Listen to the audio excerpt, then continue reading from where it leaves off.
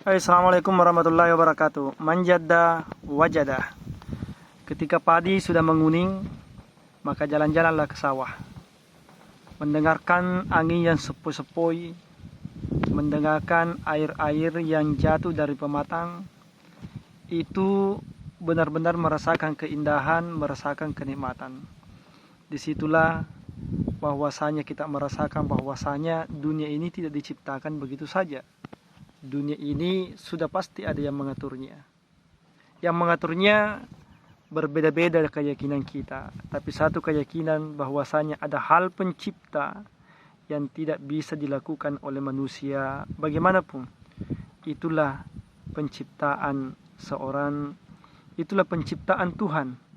Penciptaan Tuhan yang kita yakini bahwasanya alam semesta ini tidak mungkin terjadi begitu saja. Video ini sengaja saya buat tanpa menggunakan clip on, tanpa menggunakan audio, tanpa menggunakan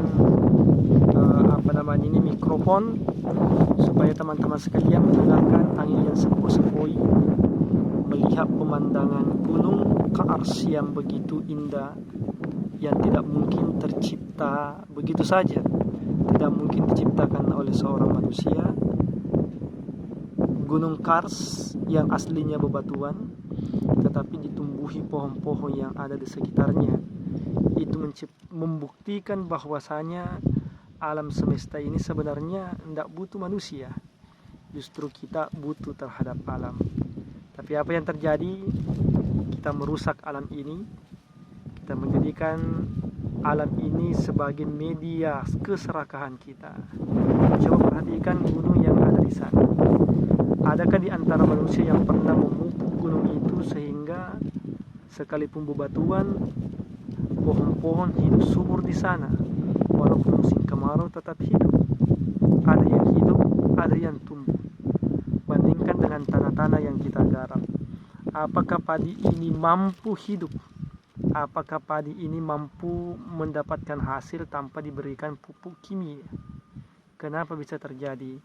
Karena keserakahan kita. Kita sudah terlalai dari urusan mencintai alam.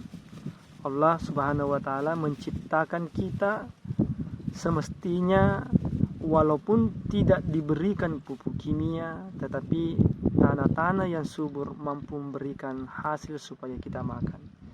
Tetapi karena keserakahan, kita mau hasil jauh lebih banyak, akhirnya kita berikan pupuk setiap harinya. Setiap masa kita bercocok tanam, kita berikan pupuk, sehingga miliaran makhluk hidup yang ada di tanah kita itu semuanya mati. Siapa yang membunuhnya? Keserakahan manusia.